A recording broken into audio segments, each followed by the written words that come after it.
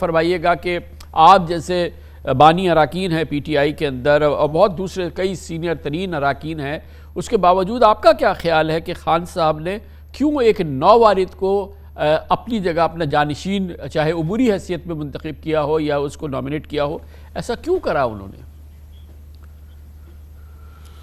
دیکھیے، یہ سارا کچھ عبوری کیا گیا ہے اور اس میں کوئی ایسی پارٹی کے اندر خلفشار نہیں ہے، کیونکہ بہت سارے معاملات ایسے ہیں جو کہ کرنے کی ضرورت ہے آنے والے وقت میں۔ اس کے لیے ہمیں اس چیئرمین کی عبوری چیئرمین کی ضرورت ہے جو کاغذات دستخط کر سکتا ہو، جو کہ روزمرہ کے کچھ معاملات طے کر سکتا ہو۔ مسئلہ یہ ہے کہ پارٹی کے جتنے سینئر عہدیدار تھے بیشتر جو ہیں وہ بشمول چیئرمین کے، وائس چیئرمین کے، پریزیڈنٹ کے اور جتنے ہمارے پارٹی کے جو سینئر ارکان ہیں یا وہ مختلف وقتوں پر پارٹی کے اہم عہدے پر رہے ہیں، وہ سارے اس وقت یا جیل میں ہیں یا پھر مجبور ہیں روپوش ہونے کے لیے یا زیر زمین ہونے کے لیے۔ اس لیے ان حالات میں جو فنکشنل کام ہیں جیسے کہ ٹکٹوں کے ایوارڈ ہو گیا یا دستخط کرانے ہو گئے پارٹی کے بہاف پر کسی لیٹر پر، اس کے لیے ہمیں ایک فنکشنل چیئرمین چاہیے۔ اس کے لیے خان صاحب نے نامزد کر دیا ہے۔ چیئرمین وہ خود ہی ہیں، چیئرمین وہی رہیں گے، لیکن اس وقت ایک قانونی ضرورت پوری کرنے کے لیے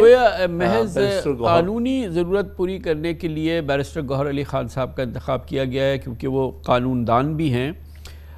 یہ فرمائیے گا کہ اب جو الیکشن کا مرحلہ ہے اس میں چند چیزیں تو کلیئر ہیں کہ خان صاحب کا یہ فیصلہ ہے کہ ہر سیٹ پہ الیکشن لڑا جائے گا، مکمل طور پہ حصہ لیا جائے گا، کسی صورت میں الیکشن کا بائیکاٹ نہیں کیا جائے گا۔ پھر اس کے بعد یہ وہ پارٹی ہے جو کہ بدترین اپنی جو جب سے اس نے جنم لیا ہے اس کے بعد کے بدترین بحران کا شکار ہے، جیسے کہ بھی آپ نے بھی تصدیق کی کہ اس کے تقریباً تمام کلیدی رہنما یا تو گرفتار ہیں یا روپوش ہیں، زیر زمین ہیں، یا یہ کہ وہ مختلف کیفیات کے اندر دوسری جماعتوں میں چلے گئے، اکثر نے سیاست چھوڑ دی ہے۔ یہ ایک نیا جنم ہے پی ٹی آئی کا ایک طرح سے دیکھا جائے تو، اور پھر سامنے الیکشنز کھڑے ہیں اور خود خان صاحب جیل میں ہیں، تو اس پورے مرحلے کو اس کو ایک الیکشنرنگ میں ڈالنا یہ بہت ایک ہمالیائی چیلنج ہے۔ ویسے تو بالکل صحیح کہتے ہیں، یہ بہت بڑی آزمائش ہے جو کہ پاکستان تحریک انصاف پر اس وقت ہو رہی ہے اور نافذ کی جا رہی ہے۔ بہت بڑی زیادتیاں ہیں، پاکستان کی تاریخ کی ایک سب سے بڑی وکٹمائزیشن اس وقت ہو رہی ہے اس سیاسی جماعت کے ساتھ جو ملک میں اس وقت سب سے بڑی سیاسی جماعت ہے، اس سیاسی لیڈر کے ساتھ جو کہ ملک میں سب سے زیادہ پاپولر سیاسی لیڈر ہے۔ یہ جان بوجھ کر ایک سیاسی جماعت کو اور ایک سیاسی لیڈر کو جو کہ لوگوں میں بہت زیادہ ہردل عزیز ہے اس کو دبانے کی کوشش کر رہے ہیں۔ میں سمجھتا ہوں یہ پاکستان کی سیاست کا ایک بہت اہم موڑ ہے کہ اس سے زیادہ زیادتی کسی پر ہو نہیں سکتی سیاست میں، جو کہ اس وقت پی ٹی آئی اور عمران خان صاحب کے ساتھ کی جا رہی ہے۔ خان صاحب اس وقت پوزیشن یہ ہے کہ جو قانونی مسائل ہیں اس کی وجہ سے صرف جو پی ٹی آئی کے نامور رہنما ہیں یا جو چیدہ کلیدی رہنما ہیں ان میں صرف عمران خان صاحب الیکشن نہیں لڑ سکتے کیونکہ ان کی توشہ خانہ کیس میں نااہلی ہو چکی ہے۔ باقی جتنی لیڈرشپ ہے، چاہے وہ جیل میں ہے یا مقدمات کی زد میں ہے یا ان پہ کوئی اور نئے کیسز ہیں، ان میں سے کوئی ایک نامور کو ایسی شخصیت دی جو الیکشن نہیں لڑ سکتی، تو وہ انٹرا پارٹی الیکشن بھی لڑیں گے اور قومی الیکشن بھی لڑیں گے وہ سب لوگ۔ صحیح ہے بات، وہ بالکل لڑیں گے، ان کا حق حاصل ہے کہ وہ الیکشن لڑے۔ ان جو کانوکٹ نہیں ہیں ان پر کوئی پابندی نہیں، چاہے ان کو جیل میں رکھا ہے، ڈیٹینشن میں رکھا ہے یا جو بھی ان کے ساتھ وکٹمائزیشن ہو رہی ہے، اس کے باوجود بھی وہ الیکشن لڑنے کے اہل ہیں۔ میں سمجھتا ہوں توشہ خانہ کیس میں بھی بہت زیادتی ہوئی ہے، جس انداز سے کنوکشن کی گئی، جلدی ٹرائل نبھایا گیا اور اس کے بعد پھر اپیل میں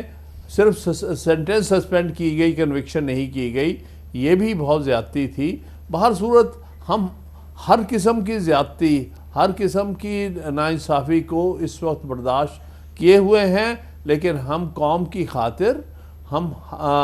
پوری طرح ڈٹے ہوئے ہیں، اور ہم چاہتے ہیں کہ قوم کو موقع دیا جائے کہ وہ ہر پارٹی کو جس کو چاہے اور جس پارٹی کے کینڈیڈیٹ کو چاہے وہ ووٹ دے۔ اب جو حکمت عملی ترتیب دینی ہے، کیونکہ کوئی خان صاحب کوئی پراپر کوئی میٹنگ تو نہیں کر سکتی اپنی لیڈرشپ کے ساتھ، اور کہ الیکشن اسٹریٹجی ہے، پھر الیکشن کے لحاظ سے دسیوں بہت کلیدی فیصلے اور اقدامات کرنے ہوتے ہیں، یہ سب کیسے ممکن ہوگا؟ گوہر علی خان صاحب اس کو لیڈ کریں گے؟ جی، گوہر علی خان صاحب اپنا ایک رول پلے کریں گے، لیکن بہرحال اس میں اور لوگ بھی،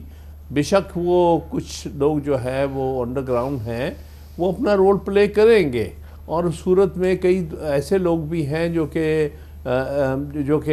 اریسٹڈ نہیں ہیں، وہ بھی اپنا کام کریں گے۔ لہٰذا امید ہے کہ جو اسٹریٹجی بنائی جا رہی ہے، وہ اسٹریٹجی جو ہے وہ پارٹی کے لیے اور ملک کے لیے خاطر خواہ ہوگی۔ یہ فرمائیے گا کہ ایک طویل اور غیر معمولی خط تحریر کیا ہے عمران خان صاحب نے chief justice of Pakistan justice قاضی فائز عیسیٰ کو، عدالتی اعتبار سے، قانونی اعتبار سے اس کی اہمیت بتائیے، اور کیا آپ کو توقع ہے کہ اس کا جواب دیں گے چیف جسٹس آف پاکستان، یا اس کے حوالے سے کوئی ایکشن لیں گے؟ دیکھیے، یہ جو بات عمران خان صاحب نے کی ہے، وہ انہوں نے انسانی حقوق کی جو خلاف ورزی ہو رہی ہے، جس کو ہم فنڈامنٹل رائٹس کی خلاف ورزی کہتے ہیں، آرٹیکل 184(3) بنیادی طور پہ سپریم کورٹ کو جورسڈکشن دی گئی ہے کہ جہاں فنڈامنٹل رائٹس کی بہت بڑی تعداد میں، یہ بہت عام علاقے میں جب خلاف ورزی ہو تو سپریم کورٹ جو ہے نہ صرف درخواست پہ بلکہ سو موٹو بھی لے سکتی ہے۔ تو خطوط اس قسم کے بھیجے جاتے ہیں تاکہ چیف جسٹس چاہے تو اس میں سو موٹو اپنی جورسڈکشن ایکسرسائز کر سکتا ہے۔ میرے نزدیک یہ بہت مناسب موقع ہے، جس طرح سے پی ٹی آئی کے ہزاروں ورکرز، سینکڑوں خواتین جو ہیں اس وقت انلیگلی اور بہت غلط طریقے سے آئین کی خلاف ورزی کرتے ہوئے، بنیادی حقوق کو پامال کرتے ہوئے جس طرح ان کے ساتھ برتاؤ ہو رہا ہے، اس میں سمجھتا ہوں کہ سپریم کورٹ کو ایکشن لینا چاہیے، اور اس خط کی بنیاد پر سب سے جو ہردل عزیز سیاسی لیڈر جب لکھ رہا ہے کہ یہ میری پارٹی کے ساتھ ظلم اور زیادتی اور بنیادی حقوق کی خلاف ورزی ہو رہی ہے، تو میں امید کرتا ہوں کہ اس کے اوپر ایکشن لیا جائے گا، کیونکہ ہیومن رائٹس سیل جو بنایا گیا ہے سپریم کورٹ میں، ان میں اس قسم کے خطوط وصول ہوتے ہیں۔ مگر خان صاحب، آپ کے علم میں ہے کہ اس حوالے سے ایک درخواست بیرسٹر اعتزاز احسن نے بھی انہی معاملات پہ سپریم کورٹ پہ داخل کرائی تھی، مگر اس پہ اعتراض لگ گیا رجسٹرار کا، اور وہ معاملہ ویسے ہی ختم ہو گیا۔ کتنی آپ کو امید ہے کہ ان معاملات پہ، اور ویسے بھی سو موٹو کے پاورز اب چیف جسٹس کے پاس نہیں ہیں، ان تمام پس منظر میں اعتزاز احسن صاحب کی درخواست اور یہ تمام معاملات کے پس منظر میں، کہ اس جو آواز ہے یا یہ جو درخواست ہے، اس کی کوئی پذیرائی ہوگی، کوئی مثبت پذیرائی ہوگی سپریم کورٹ سے؟ دیکھیے، وہ درخواست ایک اور چیز ہے، درخواست ایک فارمل آرٹیکل 184(3) کی درخواست ہوتی ہے، اس پہ اعتراضات بھی لگتے ہیں، ان پر اپیلیں بھی سنی جاتی ہیں، وہ ایک اور بات ہے۔ میں سمجھتا ہوں کہ وہ درخواست بھی جو تھی اس پر ایکشن لینا چاہیے تھا سپریم کورٹ کو۔ اسی طرح جو خط ہے اور ایک پولیٹیکل لیڈر کی طرف سے، اس کو بھی اہمیت دینی چاہیے، اس پر سو موٹو ایکشن لینا چاہیے۔ دیکھیے، اگر نہیں بھی ہے چیف جسٹس کے اکیلے کے پاس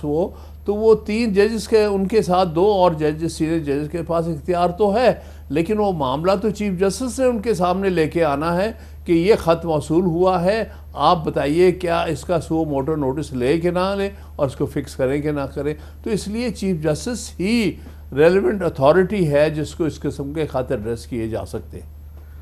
مگر ایک درخواست جو سپریم کورٹ پہ جس کی سماعت ہو رہی تھی، اور وہ عمران خان صاحب کی ضمانت کے حوالے سے، وہ معاملہ تو آگے نہیں بڑھا ہے، اس میں تو اب ڈیٹ پڑ گئی ہے۔ دیکھیے بہت سارے ایسے معاملات ہیں، ہم سمجھتے ہیں کہ اس پر جلد ایکشن لینا چاہیے. ابھی تک تو جو کچھ ہوا ہے اس سے وہ تسلی بخش نہیں ہے، لیکن ہم پھر بھی توقع کرتے ہیں نئے چیف جسٹس صاحب سے کہ ان معاملات میں، کیونکہ انہوں نے ہمیشہ بنیادی حقوق کی بات کی ہے، انہوں نے ہمیشہ آئین کی بات کی ہے، انہوں نے ہمیشہ آئین کی سربلندی کی بات کی ہے، ہمیشہ ہر فورم پر. ہمیں توقع ہے کہ وہ انشاءاللہ اپنے چیف جسٹس ہوتے ہوئے